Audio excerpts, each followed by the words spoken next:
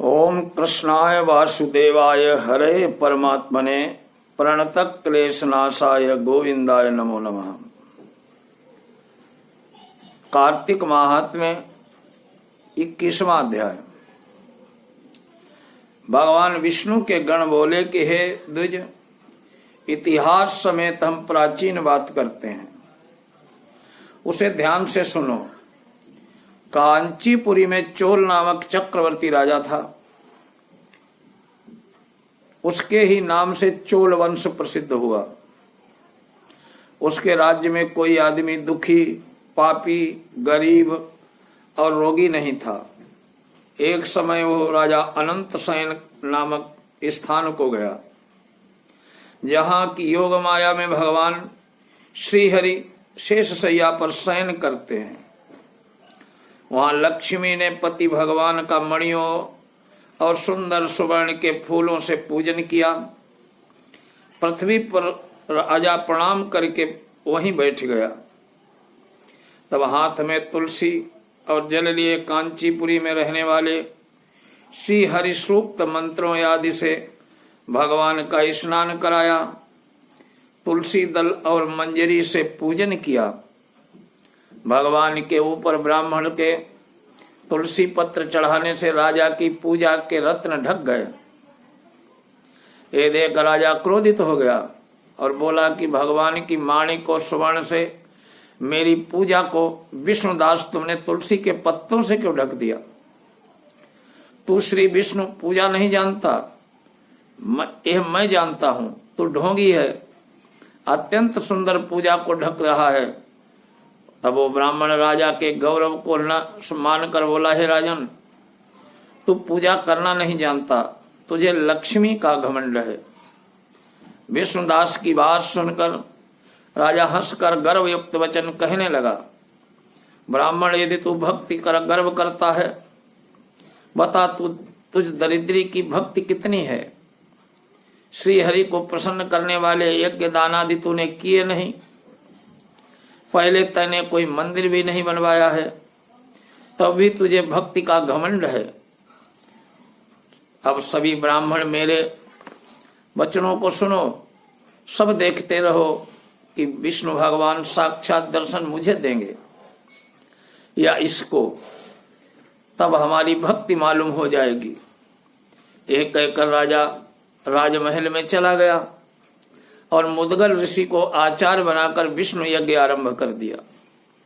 उस यज्ञ में बहुत से ऋषियों को बुलाया गया, अन्न संपत्ति दान दी गई।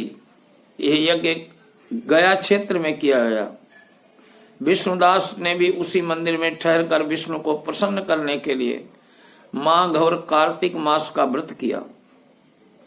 तुलसी का पेड़ लगाया। एकादशी को द्वादशाक्षर मंत्र जप किया। षोडशोपचार और नृत्य गीत आदि मंगल कार्यों से प्रतिदिन पूजा व व्रत करने लगा। इस प्रकार सब इंद्रियों को वश में करके भगवान विष्णु की आराधना करते हुए राजा और विष्णुदास ने बहुत समय व्यतीत कर दिया। श्री पद्म पुराणे कार्तिक माहात्म्य 21तमो अध्याय। गण बोले, एक समय विष्णु दास नृत्य कर्म कर रहा था। उसका बनाया हुआ भोजन जो रखा था कोई अलक्षित मनुष्य चुरा ले गया।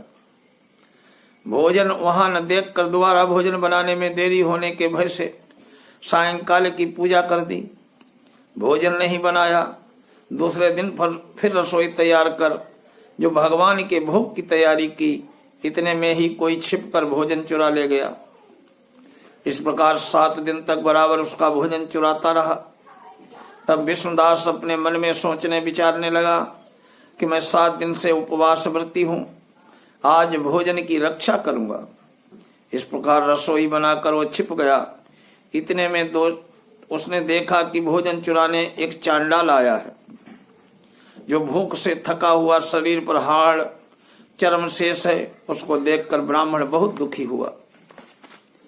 उस अन्न को ले जाने वाले को देखकर ब्राह्मण कहने लगा, ठहर जा, सूखा भोजन कैसे करोगे? घी ले जा, चुपड़ के खाना। ऐसे कहते हुए उसके पीछे दौड़ा। मूर्छित होकर गिर पड़ा। वो ब्राह्मण चांडाल को मूर्छित देखकर अपने वस्त्र को हवा करने लगा। तब वो चांडाल उठकर खड़ा हुआ तो विष्णुदास ने उसे शंख चक्र गदा पद्मधारी भगवान विष्णु के रूप में देखा। उनको देखकर उनकी स्तुति और नमस्कार भी नहीं कर पाया। इसी समय इंद्रादि 33 कोटि देवता वहां आए। गंधर्व और अप्सराएं नृत्य करने लगी। वो स्थान सैकड़ों विमानों से, देवता ऋषिगणों से भर गया। सब गाने और बजाने लगे। तब भगवान विष्णु सतोगुणी अपने भक्त को छाती से लगाकर अपनी समान रूपता देव से वैकुंठ को ले गए। सुंदर विमान में बैठे हुए विष्णु के समीप जाते हुए ब्राह्मण को दीक्षा युक्त चोल राजा ने देखा।